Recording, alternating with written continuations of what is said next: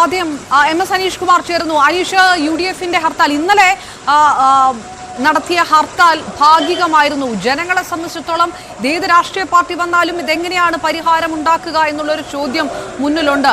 UDF-ന് ജനങ്ങൾ ഇപ്പോൾ അനുഭവിക്കുന്ന വിഷമങ്ങൾ ക്രോഡീകരിച്ചുകൊണ്ട് ഒരു കൃത്യമായിട്ടുള്ള ഒരു പരിഹാരം നിർദ്ദേശിച്ചുകൊണ്ട്, സർക്കാരിന് ഒരു പരിഹാരം നിർദ്ദേശിച്ചുകൊണ്ട് ഈ പ്രക്ഷോഭം മുന്നോട്ട് കൊണ്ടുപോകാനാകുന്നുണ്ടോ? ഇത് ഏത് തരത്തിലുള്ള ഹർത്താലാണ്? ജനങ്ങൾ എങ്ങനെയാണ് ഇതിനോട് പ്രതികരിക്കുന്നത്?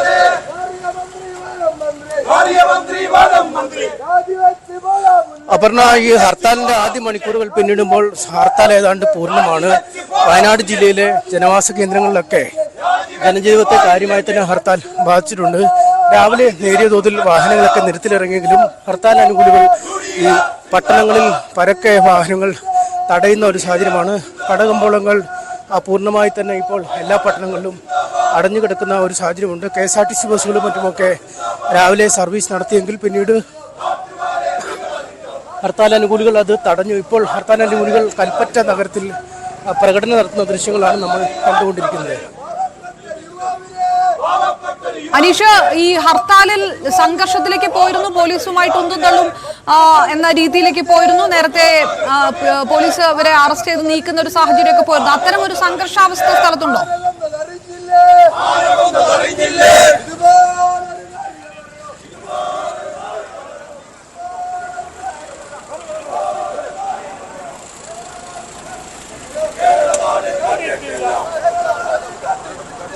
MS അനീഷ് കുമാർ അവിടെ നിന്ന് ചേർന്നു. KSRTC അടക്കം വാഹനങ്ങളുടെ ഗതാഗതം തടഞ്ഞുകൊണ്ടുള്ള ഒരു പ്രതിഷേധം കൂടിയാണ് നടത്തിക്കൊണ്ടിരിക്കുന്നത്. UDF നടത്തുന്ന ഹർത്താൽ തുറക്കാനിരുന്ന കടകളെ കൂടി ബലം പ്രയോഗിച്ച് അടപ്പിക്കുന്ന സാഹചര്യത്തിലേക്ക് കൂടി പോയി. പോലീസുമായിട്ട് സമരക്കാരുമായി ഉന്തും തള്ളും ഉണ്ടാകുന്ന ഒരു സാഹചര്യത്തിലേക്ക് കാര്യങ്ങൾ പോയിരിക്കുന്നു. കടകൾ അടപ്പിക്കുന്നതിന്റെ ദൃശ്യങ്ങൾ കൂടിയാണ് കണ്ടുകൊണ്ടിരിക്കുന്നത്.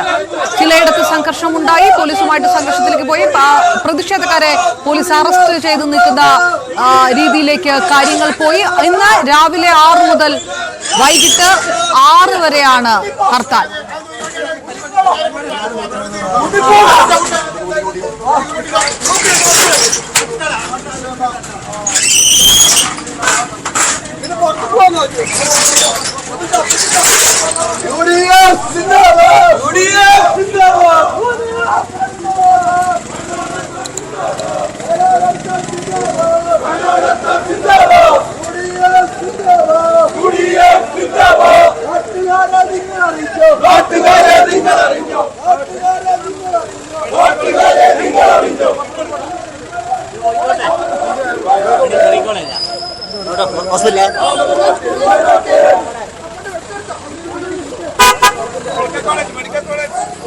MS അനീഷ് കുമാർ ചേർന്നു വീണ്ടും. അനീഷ്, ഒരു സംഘർഷത്തിലേക്ക് പോകുന്ന ഒരു സാഹചര്യമുണ്ടോ? നടത്തിക്കൊണ്ടിരിക്കുന്നു. സംഘർഷ സാധ്യത കുറവാണ്. കാരണം കടകൾ ഒറ്റപ്പെട്ട ഇടങ്ങളിൽ തുറന്നു, ഒരു കട തുറന്നത് ഇപ്പോൾ അടപ്പിക്കുന്ന ദൃശ്യങ്ങളാണ് കണ്ടത്.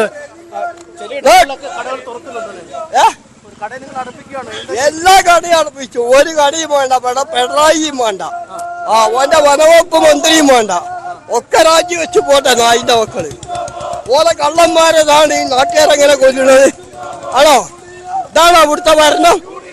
ഇവിടെ ഭരണുണ്ടോ? എന്തോ ആളുകൾ യാത്ര ചെയ്യണമെന്നല്ല, ആളുകൾ ചാവണോ? ചാവണോ? ചാവണോ? ആൾക്കാര് ചാവണോ? അതാണോ വേണ്ട? പിന്നെ പിണറായിക്ക് വോട്ട് എവിടെ ഉണ്ടാകുക ഇങ്ങനെ ചത്താന്? ഈ പാവപ്പെട്ട കാട്ടാനാലും മറ്റേ ഈ ആനയും ചേനയും പന്നിയും നായും ഒക്കെ ആയിട്ട് ആൾക്കാരിങ്ങനെ ചത്തുപോവുക. അതിന് ഇവിടെ ഒരു പ്രതികാരം എടുക്കണം. ഇവിടെ ഒരു വനവകുപ്പ് മന്ത്രി ഉണ്ട്, കള്ളം കുടിച്ച് പാട്ടം പാടി അടക്കുക. കള്ളം കുടിയാൻ അവന് ആണോ? കള്ളം കുടിച്ച് പാട്ടം പാടി അടക്കുക. ജനങ്ങളാക്കിയ മന്ത്രിയാണ്, ജനങ്ങൾക്ക് ഉപകാരം ചെയ്യണം. അതെ, ഒരു പിണറായി ഒരു പാവപ്പെട്ടവന്റെ പഞ്ചം വരെ കൊടുക്കുന്നില്ല, എന്നിട്ട് ഓൻ അതും കൊണ്ട് അമേരിക്കയിലേക്ക് വെള്ളം വിടാൻ പോവുക. ഇതാണോ ന്യായം? ഓനും ഓന്റെ മകളും ഓന്റെ മരുവോനും കൂടി എല്ലാരും പാടെ കൂടിയിട്ട് അമേരിക്കയിലേക്ക് പോയത് ആണോ? ഇവരുടെ ഇതാണ് പ്രതിഷേധം വലിയ തോതിൽ ഉയരുകയാണ്.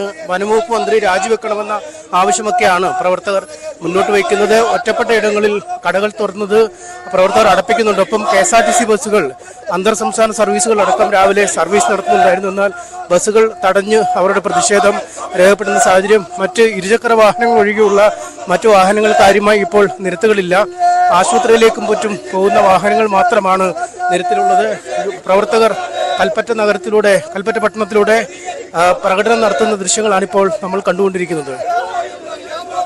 MS അനീഷ് കുമാർ വിവരങ്ങൾ നൽകുന്ന കൽപ്പറ്റയിൽ നിന്നുള്ള വിവരങ്ങൾ.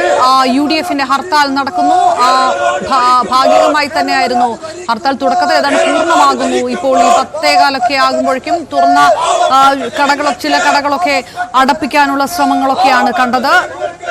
ഏകദേശം ഹർത്താൽ പൂർണ്ണമാണ് എന്ന് തന്നെയുള്ള ദൃശ്യങ്ങളാണ് വയനാട്ടിൽ നിന്ന് കാണുന്നത്. ഇതിനിടെയാണ് വനം വകുപ്പ് മന്ത്രി AK ശശീന്ദ്രൻ വിവാദ പരാമർശം നടത്തിയിട്ട് ഇരിക്കുന്നത്. ശാശ്വത പരിഹാരമേ ഇല്ലല്ലോ എന്ന് മന്ത്രി ചോദിക്കുന്നു.